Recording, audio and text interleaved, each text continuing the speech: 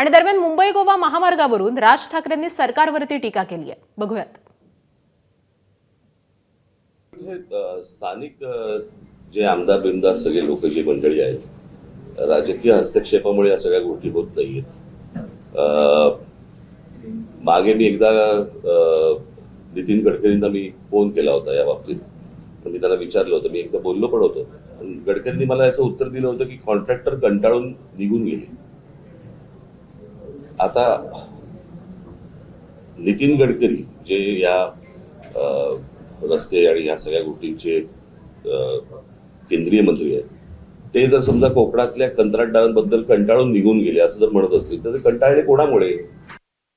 सगळे रस्ते करत असताना प्रत्येक वेळेला हाच प्रॉब्लेम आलेला आहे की जागा संपादित केलेली नाही, कंत्राटदाराला कंत्राट देऊन मोकळे झालेत, पैसे गेलेत, पैशातनं त्यांचे टक्के गेलेले आहेत आणि रस्ता तिकडेच आहे.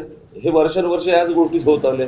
आपण राज्य म्हणून हे माझ्या राज्यातलं आहे, हे नीट व्हायला पाहिजे, चांगलं व्हायला पाहिजे याच्या दृष्टिकोनातनं विचार न करता याच्यातले टक्के किती मिळतील या गोष्टींवरतीच जास्ती विचार आहे. आमच्या जमिनी कशा विकल्या जातील, जमिनी घेऊन ठेवायच्या, हेच व्यवहार नुसते सुरू आहेत. एबीपी माझा, उघडा डोळे बघा नीट.